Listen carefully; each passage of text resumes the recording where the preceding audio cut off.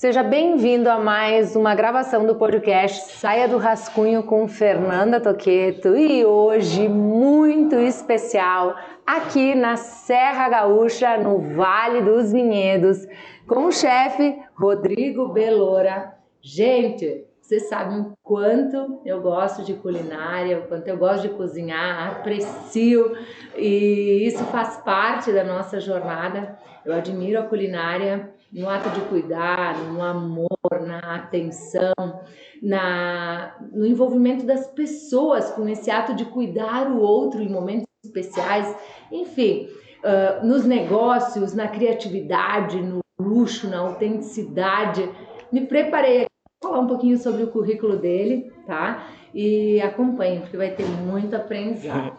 Chefe de cozinha, agricultor e pesquisador. Rodrigo Belora é natural de Bento Gonçalves, alguns quilômetros de Nova Roma do Sul, idealizador do conceito cozinha de natureza como uma forma de pensar e criar gastronomia. Entusiasta do movimento Slow Food, que depois nós vamos descobrir aqui, o chefe conduz seus processos sempre buscando alimento bom, limpo e justo, né?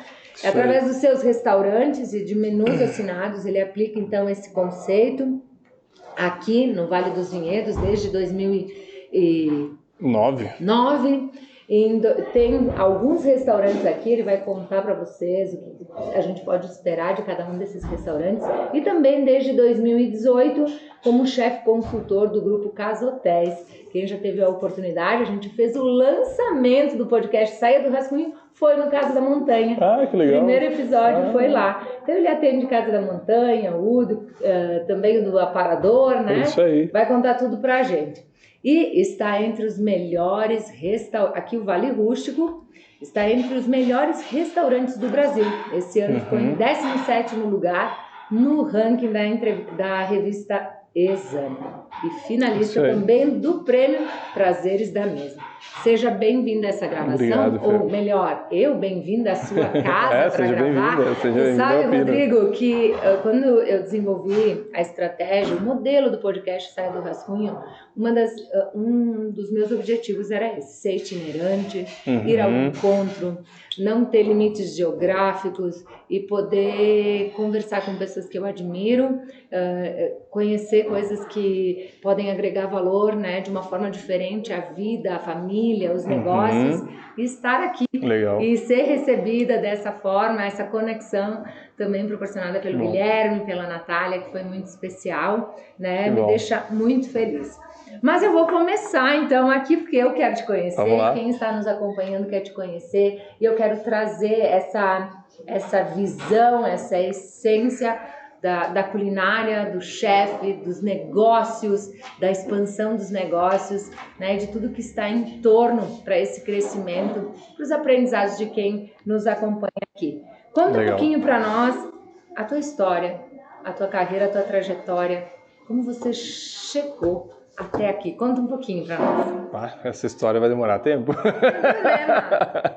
Não, mas eu vou te resumir algumas partes, mas eu nasci aqui, nasci em Bento, e logo que eu terminei a escola, então fui fazer faculdade de turismo em Porto Alegre, fiz na PUC, né, com 17 anos fui para lá e já tinha que me virar, enfim, tinha toda essa coisa de morar sozinho, de ter que resolver tudo, né, e quando termino a faculdade de turismo, ainda um pouco sem saber muito bem se era o que eu realmente devia ter feito, com as inseguranças, né, de um adolescente, eu queria ir para fora, queria morar em algum outro lugar, né, fora do país, e acabei conseguindo uma oportunidade no Clube Med, em Trancoso, né, na Bahia, do sul da Bahia, e troquei essa ideia de ir para fora para ir para algum lugar, né, onde eu falasse, né, a língua, onde eu fosse já iniciar um processo dentro da minha carreira, não fosse estar lavando louça em outro lugar só para poder estar morando em outro lugar. Então foi muito legal, porque eu segui dentro da área do turismo e foi essa experiência para mim quase que internacional, porque, né, lá todo mundo falava francês, o sistema era em francês, né, todo mundo vinha muito estrangeiro e era o que eu realmente queria naquele momento. Depois eu volto para Porto Alegre, então faço um MBA em gestão empresarial na FGV, e aí que eu percebo que eu não sabia nada, assim, né? Meus colegas eram grandes gestores de empresa, eu tinha 22, 23 anos, e, né, de brinco, eu não sabia gerenciar nem minha vida, né? E aí eu disse, cara, o que que eu tô fazendo no meio dessa galera? Bom, eu preciso gerenciar alguma coisa. E aí que eu venho para essa propriedade onde hoje é o Vale Rústico, né? Eu volto para cá e não tinha mais condições de morar com meus pais, já tinha saído há muito tempo, né? Não fazia sentido mais para mim. E aí eu volto para essa propriedade e começo a cozinhar. E, né, o meu objetivo ali era trabalhar com turismo de aventura. Mas eu tinha que fazer comida, porque assim, o vale não era o que é hoje, né? O Vale dos Vinhedos era, né, as distâncias pareciam maiores, porque as estradas eram piores, não tinha todo esse apelo turístico que a gente tem hoje, de gastronomia. Então eu comecei a plantar o que eu ia comer, eu mudei meu estilo de vida, né? Eu queria morar ali, fazer... Então eu brinco, eu queria viver esse momento do sítio, da fazenda, de plantar as coisas que eu ia comer, antes de eu ter que me aposentar. Eu dizia, tá tudo errado, quando eu vejo as pessoas falando, quando eu me aposentar eu vou lá, vou pro sítio, vou plantar minhas coisinhas, vou criar meus bichinhos. E eu dizia, cara, não, eu queria fazer isso hoje, que eu tinha energia, eu tinha vontade, eu podia. Então eu fui para lá e comecei a criar o que é o Vale Rústico hoje. Mas dentre o que eu queria fazer com turismo de aventura, e eu comecei a fazer comida, porque as pessoas precisavam comer em algum momento, e eu percebi que o negócio da comida tinha uma oportunidade muito grande, né? As pessoas enlouqueciam quando, tipo, isso aqui era daqui, isso aqui a gente tinha comido aqui. Então, aquilo, né, sei lá, atraía as pessoas. E eu não sabia nada de cozinha. Mas eu comecei a estudar e comecei a fazer umas pizzas e fazia uma pizza no forninho a lenha que tinha num cantinho, na rua, né? E às vezes chovia, eu tava lá, botava uma lona em cima e fazendo pizza e comecei a construir o que hoje é o Vale, que nasce, né, de um menuzinho de pizzas. Isso começou quando? Isso foi em 2009, né? Um pouquinho antes, né? Porque a gente ficou um tempo não aberto, assim, oficialmente, talvez 2008, 2007. Que eu passei um tempo lá, eu ainda, logo que eu voltei, eu dava aula de inglês, eu dava aula em cursos de turismo, eu fazia um monte de coisa para tentar pagar minha vida, no mínimo. Né? E o Vale Rústico era uma coisa que era meio que sonhadora, assim, era meu sonho, né? E não consegui fazer aquilo acontecer no primeiro, nem no segundo ano, até que em 2009 a gente abre a empresa oficialmente, porque comecei a fazer alguns eventos e precisava tirar nota. Eu lembro que eu abri a empresa por isso, que o pessoal precisava de nota, porque era empresa de empresas, e aí que a gente abre. E aí foi meu primeiro choque, assim, porque quando eu fui abrir a empresa, o primeiro contador que eu fui falar, eu disse, então, quero fazer isso, eu preciso fechar o CNPJ, fazer tudo direitinho e tal. E o cara disse, não vou abrir pra ti. Eu disse, como assim? Eu disse, não, isso nunca vai dar certo. Aí eu, pá. E aí eu fui embora dali, triste e tal, convenci o cara no fim, não, mas abre, cara, tipo, né, eu quero. E aí a gente abriu a empresa e aí todo mundo disse que eu tava completamente louco, né, cara, no meio do mato, o Belora pirou, tá no meio do mato fazendo umas pizzas. Só que tudo que tinha dificuldade, que eu brinco hoje, o Vale Rústico é totalmente um contra-cultura, assim, é uma operação de restaurante, porque a gente trabalha com portão fechado, a gente tá super afastado, né, desconectado de um monte de coisa. Hoje até talvez mais no meio, né? Na verdade, muita coisa aconteceu ao redor do Vale Rústico, né? Mas no primeiro momento era assim, tipo, cara, o que tá fazendo lá? Mas aí surge, aí eu começo a estudar, então eu começo a ir atrás dessa educação sobre cozinha, começo a pesquisar, aí eu faço o curso Senac, aí depois eu vou para Flores da Cunha lá no ITIF, né, faço o curso de chefe avançado, aí tenho algumas oportunidades de ir para a Itália, né, junto com os gemeládios que nós tínhamos aqui, e aí surge um restaurante, assim, de eu ganhar R$20 sobrar dessa janta, eu consegui comprar mais um garfo para talvez montar um lugar novo para amanhã, assim, então assim surge, sem muita estrutura, sem muito conhecimento, mas com muita vontade, né? Eu super acreditava no que eu fazia. Eu lembro a primeira janta que eu vendia assim, não tinha nada, nunca tinha feito isso para ninguém. E eu vendi para o pessoal que eu queria botar água quente lá. Eu queria comprar um boiler e o pessoal foi lá e eu não tinha dinheiro para pagar. Eu disse, cara, o que a gente pode fazer? A gente pode fazer uma permuta? Não sei, né? E o cara, o meu sócio é de aniversário semana que vem, então vamos fazer um jantar aqui. Eu disse, sim, claro, pode. Eu tinha vendido o restaurante para eles, beleza. Fizemos um costelão para eles, assim. E eu lembro que, tipo, cara, passei a noite inteira fazendo aquela costela, para não dar errado, para tudo sair certinho. E foi muito legal. E assim começa toda essa história, essa jornada dentro da cozinha, né? Foi assim que tudo começou. Mas você falou uma coisa bem importante, né? Eu acreditava. Eu super acreditava. Assim, Eu uma coisa super impressionante. acreditava. Era impressionante, eu não sei como, porque olhando hoje, assim, cara, tipo assim, era totalmente contrário ao que podia dar certo, né, naquele momento, assim. Mas é isso, eu não sei como, mas eu super acreditava, eu vendia para todo mundo o que eu tinha e que eu sabia fazer e que ia dar certo e, cara, assim foi. Sensacional. E o movimento Slow Food? Fala só um pouquinho mais Então, sobre isso. durante um tempo, bem no começo da história do restaurante, eu recebi alguns clientes habituês, assim, e numa dessas visitas eles disseram, cara, Rodrigo, tu sabe que isso que tu tá fazendo aqui tem um nome, né? Tem um movimento para isso, né? E chama Slow Food. Disse, como assim? Não entendi, não, mas...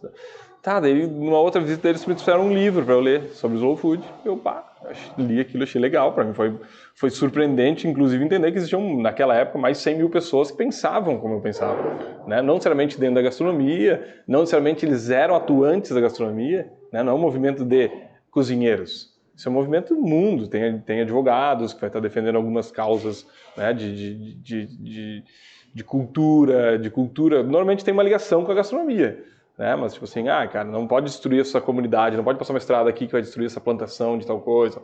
Enfim, então ele junta todos os setores e é um grupo de pessoas apaixonadas por esse prazer, né, da comida, de dedicar o tempo à mesa, né, de respeitar esse momento que é tão, né, importante e muito mais, assim, eu sempre digo, o ato de comer ainda é o que nos torna mais ancestral, né? Não tem nada mais ancestral em nós do que comer. Então, assim, se tem uma coisa que a gente faz durante toda a nossa história de evolução, né, é comer. Então, a gente poder também dedicar esse tempo, lembrar que a gente é animal, que a gente precisa disso, isso nos torna ainda humanos, né? E não robôs. Enquanto tu falava, eu lembrei da experiência de chegar no teu restaurante com o portão fechado. Isso. Eu pensei, Isaac, será que é aqui mesmo? Isso. Será que a gente vai entrar? Uma estradinha de chão, De noite, feia, escura, sem iluminação direito. Isso aí. Eu brinco, ele tem tudo para dar errado e ele deu certo. Não, mas quando chega é encantador, né? E essa questão de sentar à mesa, do tempo, dos pratos, eu acredito que... E não é que é demorado de tu receber comida, né? É uma coisa é sobre demorar. Eu digo, sobre slow food, às vezes as pessoas dizem, teu restaurante é demorado. Não, não é isso, quem não conhece, né? Não é isso. O slow food está muito mais sobre o tempo que aquela comida levou para crescer, para ela se transformar em ingrediente, do que por si só o tempo que a gente leva na mesa, né? E sobre todas as experiências, como esse conceito é interessante, né, de pensar ele, né? E aí, a minha pergunta agora é as inspirações, sabe? Porque naquele dia, eu nunca vou esquecer, tinha no cardápio aquilo que queima a boca, eu já vou lembrar. Batata creme? Não. Jambu? É uma erva que se tu passa a mão ela te queima. Urtigão? A gente serve muito urtigão. Meu Deus. E será? Eu disse, como que come isso, né? E tinha isso. E a minha pergunta é, aonde essas inspirações para criar coisas tão autorais, para encantar o cliente, para fidelizar... E aí, muito além, né? E treinar as pessoas para dar continuidade a isso, né? Mas vamos só na primeira parte, assim, aonde tu te inspira, como tu cria, como tu constrói esse encantamento diariamente, porque tem o construir, o fazer, tem o negócio, o business, o lucro, tem tudo, né? Como tem tudo. É isso? Bom, a inspiração sempre é a natureza, né? Então, sim, é entender a natureza, é observar e é isso, é quando tu consegue olhar para a natureza sem esperar nada. Sem esperar que ela não tem que ser bonita, a árvore não tem que ser linda, ela é uma árvore, né? Então, assim, quando tu consegue olhar sem tantos filtros, sem tantos pré-conceitos, Então, assim, é observar e entender o que ela está te entregando. E, às vezes, tem muita coisa legal que ela está te entregando, né? E aí a gente começar a pegar isso aqui e levar para a cozinha. Então, para mim, desde a forma como a gente serve, seja a arquitetura de estudo, né? Do que a gente está usando na cozinha, isso tudo vem de uma inspiração da natureza. E muito de nonas, assim, né? Eu brinco, as nonas que me ensinaram a cozinhar. Porque, assim, é entender por que a gente não está usando mais urtiga, porque a gente tem medo, porque a gente não toca, mas antigamente eles comiam. Né? Por que a gente só usa pinhão na chapa, cozido, se antigamente eles faziam massa? Por que a gente... Enfim, por que a gente consome as coisas nos momentos errados, se a natureza está te dando né, cítricos no inverno, porque tu precisa de vitamina C, e está te dando um monte de alimentos com mais açúcar e água, como uma melancia no verão, porque tu precisa de hidratação e tu precisa de energia de uma maneira diferente. Então, assim, ela está te entregando isso, né? Então, assim, se tu não quiser manipular isso, se tu não quiser... É só observar, entender e absorver e colocar isso dentro dos pratos. Então, acho que o nosso desafio é esse, é cada vez mais estar conectado, né? O Vale Rústico nos propõe isso, porque a gente tem uma propriedade de 12 hectares, onde a gente tem mata nativa, tem nascentes, tem a nossa produção agrícola, então tem lugares que a gente vai só para coletar o que a natureza está dando naturalmente, né? Sem pedir nada em troca. A gente tem um espaço onde a gente planta e quer colher alguma coisa, né? E a gente tem os animais, a gente tem as galinhas, a gente tem... Então, o objetivo ali era criar um ciclo perfeito, mas esse ciclo perfeito, ele não é perfeito, né? A gente sempre diz, a imperfeição do perfeito, é isso que a gente trabalha, né? Como é perfeita essa imperfeição, né? O pão não sai todos os dias iguais. Né? O pão de fermentação natural, como a gente trabalha, depende. Hoje está muito frio, a fermentação dá um tempo diferente, mas ele é tão bom, né? E às vezes ele é bonito diferente. Não precisa ter um conceber uma forma que ele tem que ser sempre daquele jeito. Às vezes ele pode ser muito bom, diferente. E pelos erros ou pelas diferenças, a gente já criou coisas muito boas, né? Por ter saído coisas erradas. Então, basicamente é isso. A nossa inspiração é muito na natureza, seja ela para o modelo de negócio, como para a criação de um prato, né? E é isso. Na natureza todo mundo participa, todo mundo cria, né? Então, assim, hoje dentro da nossa cozinha é isso também, assim, todo mundo... Você envolve o teu time para criar. Todo time cria, nenhuma receita é minha, a receita é nossa, né? Eu, claro, sou o cara que está à frente, que está dando a cara a tapa, que está indo, né, que está desbravando, que está abrindo novos caminhos. Então, assim, muitas vezes eu levo essas receitas comigo, mas é uma receita que a gente cria em várias mãos. E em cada geração, em cada processo, em cada contratação, normalmente se cria novas linhas, né? A gente já recebeu... Da nossa cozinha vem muito estagiário, então tem gente que vem da Colômbia, já veio americano, já veio gente de tudo que é lugar. E cada um que vem traz sua bagagem, né? E essa bagagem a gente absorve, né? A gente entende ela e começa a usar para recriar outras coisas. Mas sempre com um olhar na essência, sempre com um olhar... Sem perder a nossa essência, com certeza. Sempre olhar pro local. Você tem mais de que um restaurante, né? Isso. E eles atendem personas diferentes. Eles se colocam em posições diferentes para o público, né? Isso aí. E você administra como isso, assim? Atender diferentes clientes, diferentes públicos, situações... Né? Diferentes formatos, né? É difícil. Por exemplo, assim, eu vou dar um exemplo da comida para isso, que é muito interessante. Por exemplo, tem pratos que eu sirvo no Vale Rústico e que são uma porção muito pequena, porque são vários pratos, então são 10 pratos normalmente, que seria impossível servir aqui. Num prato para te comer ele à la carte, comer vários daquilo. Porque ele não faz sentido para te comer vários. Então tem pratos que só servem para o Vale Rústico. Talvez ele possa vir para cá em outro formato. Ou aquilo que é um prato principal lá pode ser uma guarnição aqui, né? Mas são formas diferentes. Por exemplo, no Vale tudo é muito intenso, tudo é muito saborizado, o sabor é muito forte, né? Porque assim, são 2 bocadas, 3 bocadas às vezes, né? Enquanto aqui tu vai ter um prato que vai dar 20, 30 bocadas, né? Então assim, a intensidade de sabor tem que ser diferente. Ou tu vai ficar enjoado, tu vai achar muito chato esse prato. Então, acho que isso explica um pouco do como é que é difícil esse todo, porque assim, o salão é da mesma forma. Se todos os pratos aqui tiverem a mesma explicação que tem no Vale, por exemplo, mas a gente atende 100 pessoas no fim de semana, 200, tipo, não vai ter como, né? Vai ficar muito chato esse assunto. Tu não vem para cá para isso. Então, assim, aqui é um lugar que tu vem para curtir, normalmente com grupos, pequenos grupos, família, né? Então, assim, a entrega do garçom tem que ser diferente, a entrega da gastronomia tem que ser diferente, o espaço tem que ter outra característica que te permita ter esse tempo. Então, é uma junção de arquitetura, de comunicação, de, né, cozinha, de serviço, então que faz a gente passa por várias etapas para conseguir criar um negócio novo. Mas é muito difícil eu digo, né, trocar a chave para entrar em cada um deles e entender que, esse prato é assim e tá tudo bem. Se fosse no Vale tinha que ser completamente diferente. né? E é isso, e lá é diferente daqui. Você lidera é diferentes operações com um perfil de time totalmente diferente e de cliente também, né? Se bem que o mesmo cliente pode estar nos dois lugares em momentos diferentes. Isso, com uma cabeça diferente também.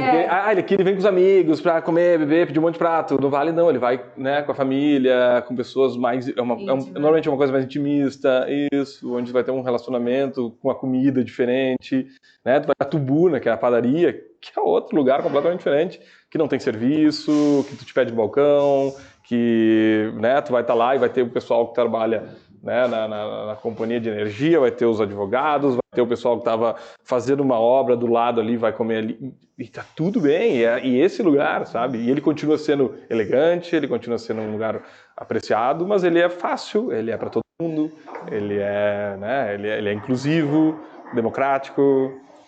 O que não falta em nenhum dos teus negócios, independente... Comida boa. A gente pode falhar muito, assim, em vários a gente falha sobre serviço, em outros a gente falha... E tem falhas que a gente aceita, né? Porque assim, tipo, a própria Tubuna é um lugar que a gente nunca se propôs a ter um super serviço. E a gente recebe muita crítica de serviço. Por mais que a gente sabe que a gente tem que melhorar, que a gente se esforce, mas, tipo, dentre tudo que podia estar acontecendo, é o tipo erro que eu aceito, entende? Tipo assim, ele é levemente aceitável, né? Porque assim, nenhuma pessoa vai ser boa em tudo, vai ser perfeita em tudo, e nem quero, né? Então, mas o que não pode faltar em todos, né? Para mim, todos os negócios têm que ter uma régua muito mais alta em comida, né? E assim, acho que isso é às vezes a gente tem vários outros defeitos, mas a comida tem que estar top. Em todos eles, a tua liderança é ativa? Em todos. Na gestão? Sim. Cada vez mais para estratégia, para uma liderança mais estratégica do que diretamente com todo mundo, né? Eu tenho alguns braços, né? Uma parte mais de administrativo e operacional, né? Tenho 3 que são diretamente da cozinha, da operação, de técnica, de estar ensinando e treinando, né? Tem uma parte mais até manutenção, enfim. Então cada área tem o seu líder que vai controlando para que tudo continue acontecendo, né? Então, uma das coisas que eu defendo bastante na metodologia, Saia do Rascunho, enfim, além de desenvolver a hard skills, desenvolver a soft, né, as competências comportamentais, a comunicação, o relacionamento, essa construção, né? Hoje, como você faz isso dentro do negócio? Você precisa fazer por negócio, você precisa fazer por necessidade. É muito... muitas coisas acho que são iguais, né? A gente tem assim, essa questão de humildade, de carinho, né? Isso para nós são as atitudes essenciais. Essenciais, né? E muitas vezes que a gente não treina, né? Então assim, são coisas que a gente seleciona já. Que a gente seleciona. Então isso é um processo já lá de RH, né? Que ou isso é determinado ou não. Né? Tem uma coisa que a gente fala muito em restaurante que é muito difícil, que é a parte mais difícil de contratar. E que se a gente liga essa chave que só pode contratar assim, a gente tem muita dificuldade, que é o sorriso, né? E sorriso não adianta, tu não ensina alguém a sorrir, né? Tu já viu alguém sorrindo sem vontade de sorrir? Cara, é o sorriso mais feio que tem, né? É doloroso ver alguém sorrindo que não tá afim. Então, quando a gente consegue contratar os sorrisos, isso é 90% isso, gente, assim eles contratam sorriso aqui, a primeira exigência é contratar sorriso. A humildade, né, você falou. Tem muito disso, humildade, de respeito, né, porque assim, eu brinco, para mim, restauração, assim, é um processo que tem um pouco de anarquia, né, ele é meio anárquico, assim, no sentido, tem que dar certo, é uma anarquia austera, ela funciona, todo mundo tem responsabilidade muito firme em cima disso, mas as coisas mudam muito, né? É muito volátil, tem dia que a gente trabalha sem luz, tem dia que não tem cliente, tem dia que está lotado, tem dia que... Então, assim, como que a gente lida com todas essas diferenças e, ao mesmo tempo, são pessoas trabalhando com pessoas para pessoas, o tempo inteiro, né? Tem os fornecedores que são pessoas, tem as pessoas que são da equipe, tem as pessoas que a gente está atendendo, Então, assim, é muita gente para a gente trabalhar, né? Então, assim, tem que ter esse feeling, tem que ter essa capacidade de entender, nada pode ser tão programado, apesar de a gente conseguir ter expandido por ter checklists muito bem feitos, por ter, né, essas competências muito bem escritas de que cada um tem que ter, por ter, né, cada vez mais esses processos amarrados. Então, é difícil de explicar, né? Porque se eu der isso só para alguém que é super anárquico, não vai funcionar, né? E se eu der para alguém que é só uma pessoa super regrada, cheia de paredes, só olha para frente, também não vai funcionar, Então, né, é um meio termo ali super delicado, né? Entre ser criativo, mas ao mesmo tempo ser eficiente, né? Então tem um jogo ali que eu acho que é o grande desafio, né? Porque assim, restaurante é um negócio muito fácil de dar certo. Tu não precisa ser maravilhoso, né? Quantos restaurantes tu vai que são sempre bons? Né? Esses normalmente se destacam. Não é aquele, uau, o super restaurante. Talvez esse aí, não sei quantas vezes tu volta, às vezes é mais caro, às vezes é mais... Né? Mas, cara, um restaurante bom é muito bom. Né? Porque, assim, muita gente faz restaurante regular para baixo. Né? Tipo, de produto, do que tá entregando, de como tá cozinhando, de falta de técnica, porque todo mundo acha que sabe cozinhar. Né? Todo mundo sabe cozinhar, todo mundo cozinha em casa, todo mundo tem uma mãe que cozinha maravilhosamente bem, todo mundo tem uma avó que ensinou a cozinhar, todo mundo tem... Né? Mas, cara, essa é uma cozinha intuitiva, que é muito boa. Mas quando a gente pega isso aqui que a gente tem de conhecimento popular e transforma em técnica, a gente consegue chegar num outro nível de tudo, assim, né? E que aí é o grande pulo do gato, assim. A culinária quanto o esporte, que são coisas que eu amo, para mim, eles levam muitos aprendizados para o modelo do negócio, para a nossa vida, para a disciplina, para a organização, para a agilidade, são várias competências que, quando aplicadas no negócio, né, na vida, nas relações, nos favorecem muito, né? Porque, como você disse, as pessoas escolhem chegar no mesmo horário. Quantas vão chegar? Você não sabe.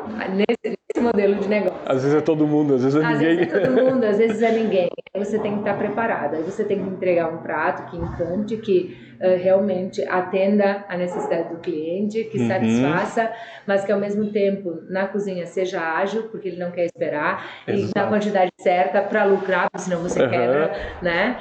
Mas dos princípios da culinária, assim, principalmente da culinária de alto nível, né? O que você leva como ensinamento para os negócios?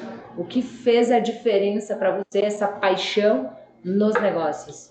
Planejamento, assim, não tem como. Né? Tipo assim, muita gente faz gastronomia sem planejamento e faz muito mal, e gasta muito mais do que deveria. Muita gente dá comida, né? Isso é impressionante que eu vejo de restaurante, que a gente sabe o custo de tudo. Eu sei quanto custa uma operação, quanto custa... Cara, como é que ele está cobrando isso?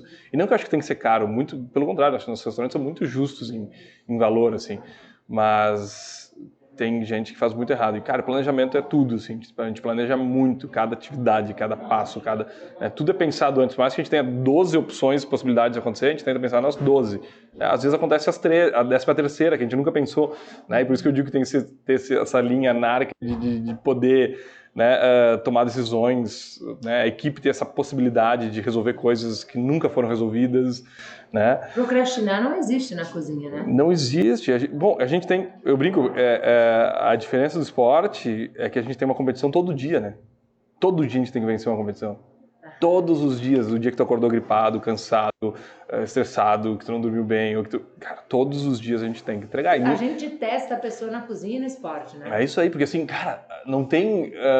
Tu vai vir aqui numa terça-feira de meio-dia, tem pouca gente e o prato veio meio errado. Tu vai dizer, pô, mas não tinha ninguém, terça-feira, meio-dia, mas não veio alguém, ninguém entende nada. Então, assim, não tem essa possibilidade.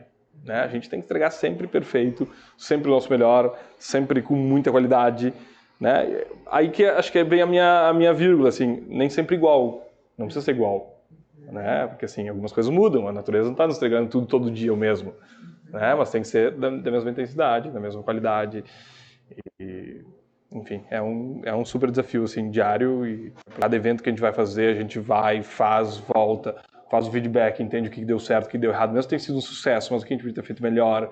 Então, assim, todos esses processos vão nos entregando muito mais, assim, que a operação do restaurante começa a ficar simples, né? Quando a gente começa a ganhar outros desafios, né? Que esses eventos fora, muitas coisas aleatórias, e assim, para nós não tem um não muito claro, né? A gente gosta de se desafiar, então, assim, temos que fazer um evento no meio dos Parreirais, lá em Encruzilhada do Sul, não tem fogão, não tem energia, não tem... Beleza, nós vamos, passamos lá 2 dias fazendo um evento maluco no meio do nada, né? Tipo, então, assim, é isso que a galera gosta. Acreditar, atitude e humildade, né? Acho que isso aí. Um pé que você colocou na mesa aqui com muita maestria em todas as falas, né? Se você acredita no que você está fazendo, tem atitude e é humilde para realmente reconhecer o que pode ser melhor, o que pode ser diferente. Sabe que eu sempre tive a curiosidade de saber, eu já fui em alguns restaurantes assinados, inclusive por você, que não são do chefe, né? Que vai lá, que ele assina. Como é esse processo? Você desenvolve, você lança, isso tem um período cíclico? Como é essa... Tem vários formatos, assim, né, que acho que começa tudo com uma consultoria, né, então uma consultoria de implementação, uma consultoria pontual de algum momento, isso pode virar uma assinatura, né, então hoje nos restaurantes que a gente tem como assinatura, é isso, a gente leva todo o nosso know-how, técnica, faz treinamentos... Você franquia com uma certa o teu talento dentro... Isso aí, a gente vende, e para mim é a melhor coisa que eu posso fazer, assim, porque eu vendo o que eu aprendi, o que eu sei, né? Eu vendo um conhecimento, que é muito diferente de fazer um restaurante. Cara, para fazer um restaurante precisa investir muito dinheiro, né? Muito dinheiro para poder ele abrir. E do outro lado é super positivo para quem está contratando, porque tu já vem com 15 anos de história, com, né, uma gama de receitas, de fichas técnicas, de saber, de experiência de diferentes tipos de situações, né? E então é um negócio super legal, para mim é super legal. Para mim me desafia. Me desafia muito, assim, eu tenho que fazer, porque às vezes no começo só fazia consultorias ou assinaturas que fossem muito diretas ao que eu acredito como cozinha de natureza.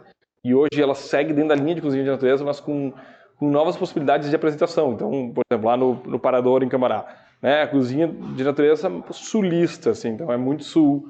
A Nude, a cozinha de natureza mais cosmopolita, né, onde eu penso o mundo inteiro, ideias do mundo inteiro, receitas, mas trago para a cozinha de natureza. Então, eu só vou usar o milho daqui, eu não preciso fazer um taco né, parecido com o mexicano com o milho que eu vou comprar lá, ou com uma massa pronta. Não, eu trago para cá, uso o meu milho crioulo, nixtamalizo ele lá e faço o processo. Então, pensando no mundo e colocando dentro da operação. Agora a gente começou lá no Caso da Montanha, cara, que é a cozinha clássica, mas eu estou levando a cozinha natureza para dentro da cozinha clássica. E como que a gente vai fazer isso? Né? Então, assim, para mim é um super desafio. Assim. Então, eu começo a trabalhar talvez em áreas da gastronomia que eu não tinha trabalhado. Né? E cada dia, para mim, é mais emocionante, porque cada dia eu descubro que eu preciso aprender mais, que eu tenho que estudar mais, que tem um monte de área que eu posso explorar. E, às vezes, tudo que eu preciso aprender, estudar e trabalhar e testar para os demais me trazem muitas ideias, né? Talvez porque é a grande essência de tudo para mim, que é o Vale Rústico, que é o nosso grande laboratório. E tudo parte do Vale Rústico. Então, tudo que eu estou criando para todas as outras operações, eu vou testar no Vale Rústico, a gente vai ver como é que funciona, e dali ele vai ganhar... Não, isso aqui não é um prato Vale, isso aqui é um prato Apino, isso aqui é um prato Lacaceria, isso aqui é um prato Wood. Tudo sai dali. Então, é muito legal, né? E, por outro lado, todos têm seus cinturões de fornecedores, né? Então, assim, leva essa cozinha de natureza para lá. Não vai fornecedor de Garibaldi entregar em Cambará, né? A não ser que não tenha ninguém lá que faça isso e tal. Mas se não, a gente tenta achar lá no entorno quem está produzindo. Né? Onde é que eu consigo essas mesmas coisas lá? Como é que eu financio projetos bonitos lá? Né? Que é o conceito slow, tudo... Que é o conceito slow, quilômetro zero, né? Tem um outro conceito aí que é o quilômetro zero, que assim, é tentar que tudo seja o mais próximo possível de onde está sendo servido. Né? E aí tem uma grande beleza, tem sabor nisso, né? As coisas de o alimento ser mais vivo, né? Não ter passado tempos, anos, meses em câmaras frias. Isso traz uma experiência diferente. E quem são os chefes que você admira?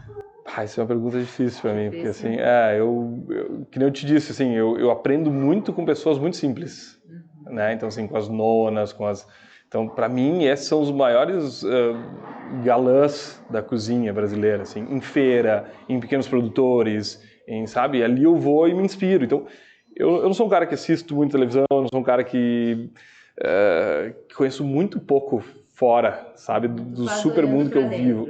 Então, assim, eu tento muitas vezes até evitar muito esse contato super externo para poder ficar focado no que eu acredito.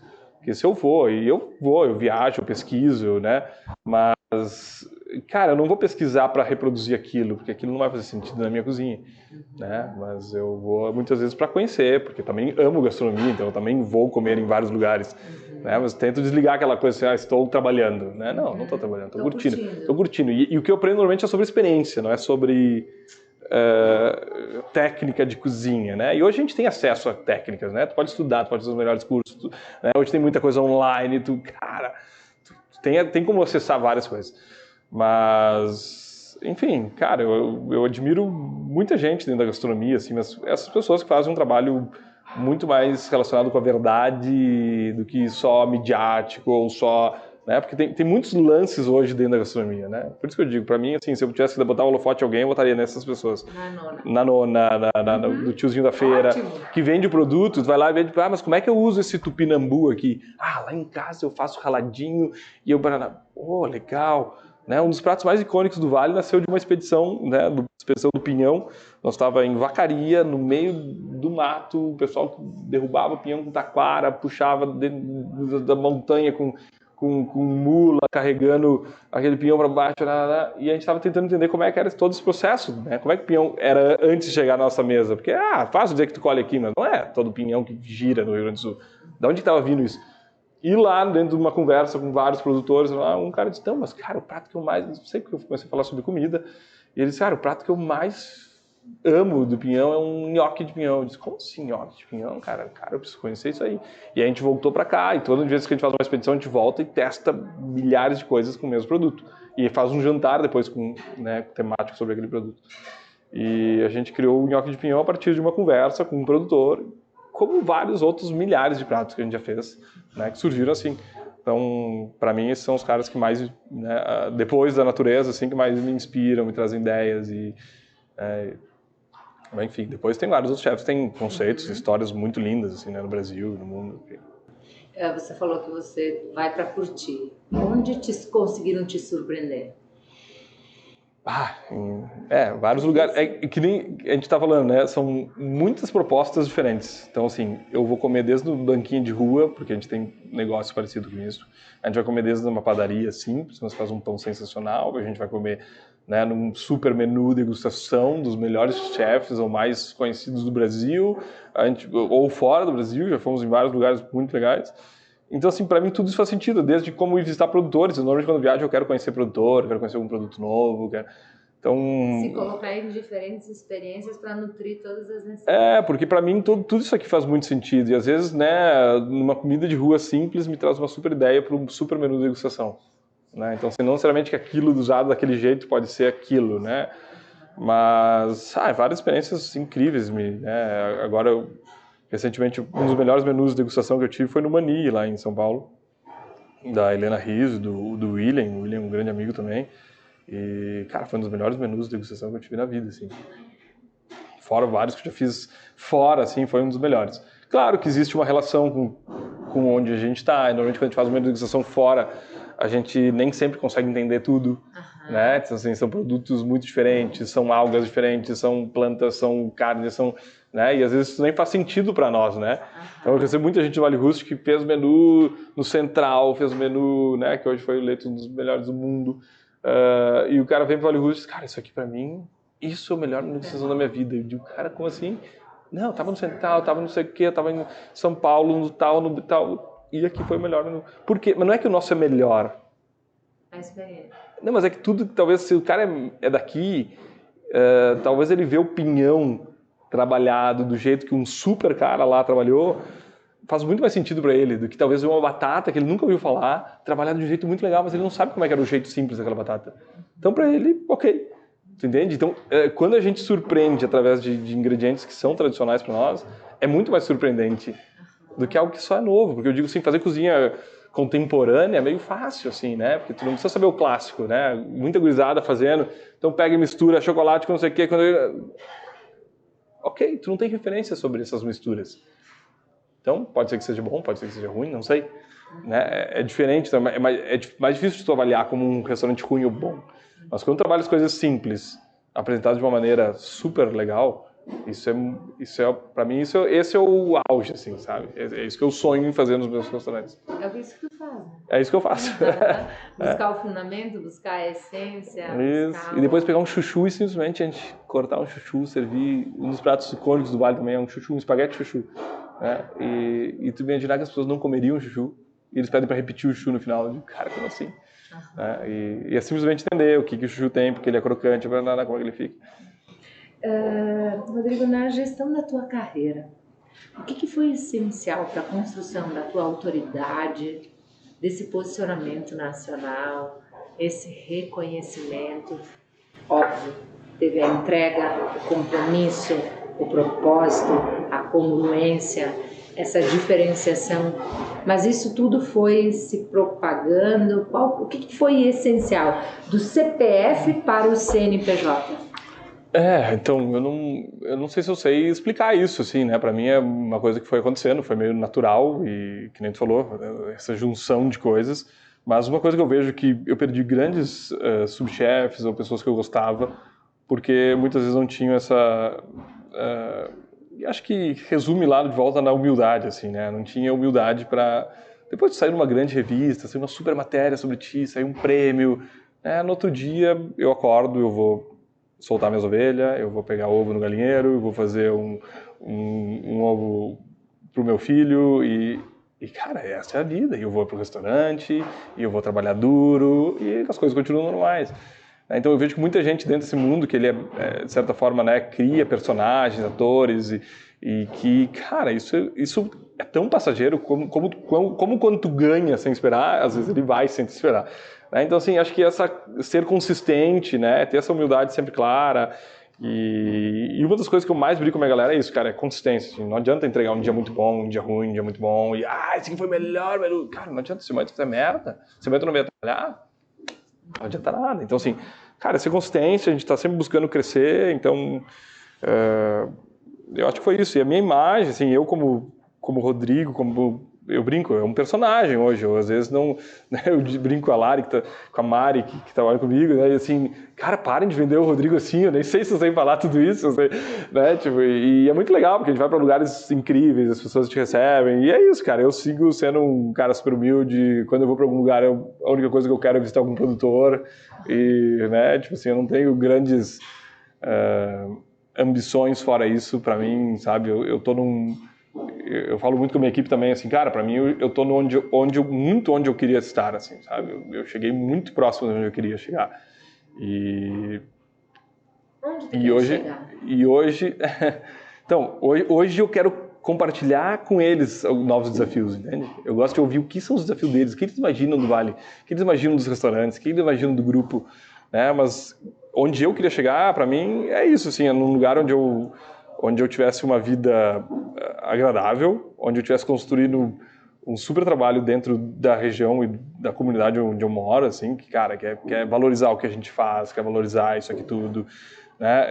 Eu amo dar possibilidade para essa galera que está atrás, tocando, sabe? Assim, eu só abro um novo restaurante porque, para mim, é muito legal para eles, sabe? Muito mais para mim.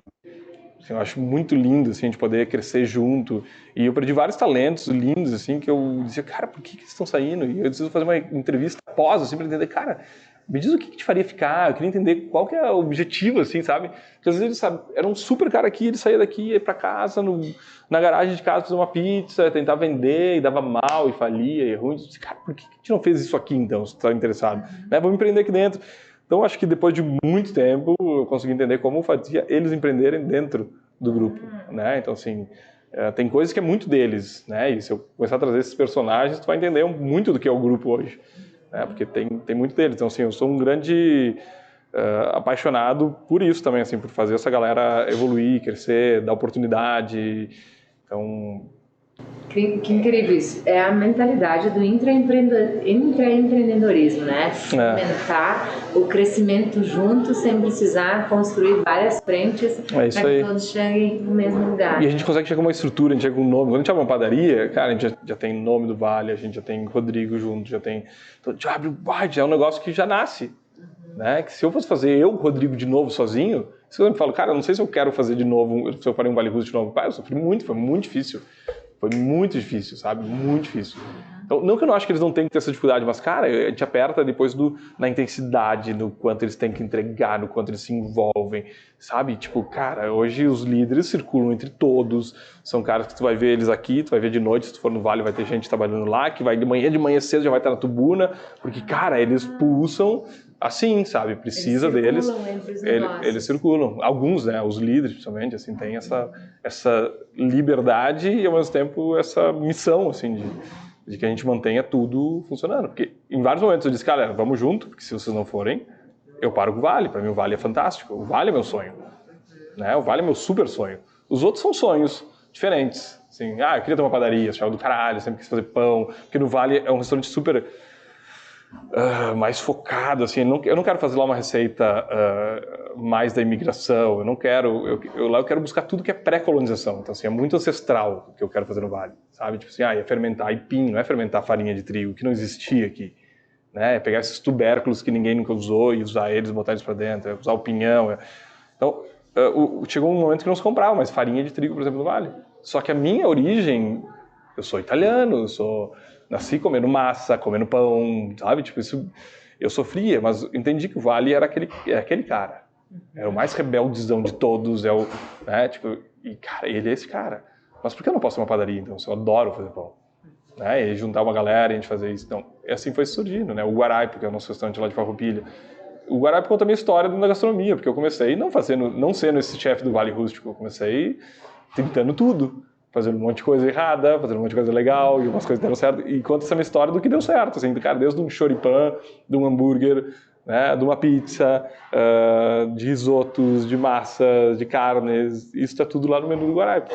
Então esse é o Guaraipo como formato, assim. Então, assim, mescla essas coisas, essa vontade de não esquecer algumas coisas que eu já fiz, que foram legais, né, essa vontade de crescer e principalmente de ter essa equipe que a gente demora tanto tempo. Eu lembro da pandemia, né, quando começou toda aquela loucura, cara, demitir todo mundo. Eu disse, cara, impossível, eu não posso demitir todo mundo. Sabe, eu levei 15 anos, 13 anos na época pra montar essa equipe, sabe? Tipo, agora dizer assim, cara, obrigado, gurizada, tchau. Não tinha como, né? E o restaurante foi, né, levou uma rasteira, assim, que não tinha. De um dia pro outro, assim, estoque cheio, tudo lotado, tipo, e aí, tipo, cara, o que a gente faz? Então foi muito legal, e foi muito legal para ver que quantas pessoas estavam juntos, quantos pegavam juntos, né? Esses caras hoje são os líderes, assim, são os donos. Eu brinco, tu vê às vezes as pessoas que trabalham comigo, tu vê eles nos restaurantes, tu acha que eles são os donos, muito mais do que eu, que tô sempre meio assim, fuleiro, andando, chego de quietinho, de canto, né? E eles, cara, estão na frente, estão falando com as pessoas, estão... muito legal. Interagir. Vou te fazer mais uma pergunta. Eu defendo a mentalidade como uma das peças-chaves para a gente se desenvolver na vida, na carreira, no crescimento. Em algum momento você travou por medo, pelas suas crenças, por padrões comportamentais? E como você lidou com isso? Isso esteve presente na tua jornada? No começo foi, teve várias vezes, né? Mas, enfim, acho que tem uma coisa muito legal. Eu fiz muito tempo de terapia. Acho que assim, o que me libertou de várias coisas foi, naquele momento todo mundo dizia que estava louco, que estava tudo errado e tal. Tipo, não que o meu terapeuta dissesse vai, porque não era o que ele dizia, mas era eu conseguir perceber que, cara, eu posso ir sim, né? Vou mais um pouco, quando eu achava que tá tudo errado. Quantas vezes imagina que não vem ninguém no restaurante e fica assim, e agora? O que eu faço? Como é que sobrevivo? Né? Tipo, ninguém gosta do que eu tô fazendo. Ou quando vem a primeira avaliação negativa, alguém te desaforando, assim, cara, tudo que eu tô fazendo tá errado, meu Deus, vai parar tudo. Mas, não sei, eu sou um cara muito, muito pra frente, assim, sabe? Eu super acredito demais, assim, sabe? Eu sou um cara que... E eu não desisto nunca.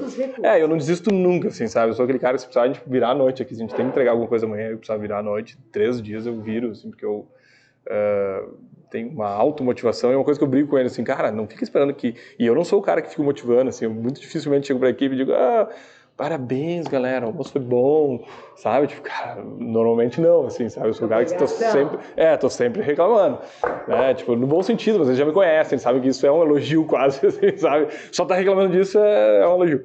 Então, que eu sempre digo pra eles, cara, eles têm que ter essa motivação interna deles, eles têm que acordar todo dia com tesão de vencer, de ganhar, de fazer, de acontecer, né? E não ficar esperando que eu vinha o chefe e alguém, que bom, como tu tá bem hoje, né? Tipo, até tem gente que é assim, né? E tem grupos que se formam assim e funcionam super bem, mas, tipo, não é o meu estilo, então a gente tem dificuldade também com essas contratações. Hoje, graças a Deus, a gente tem mais pessoas na equipe, né? Tem gente que é mais assim e que consegue lidar mais com esses né, com pessoas desse perfil, eu acabo lidando com pessoas que vivem mais o meu perfil e a gente vai evoluindo assim, né?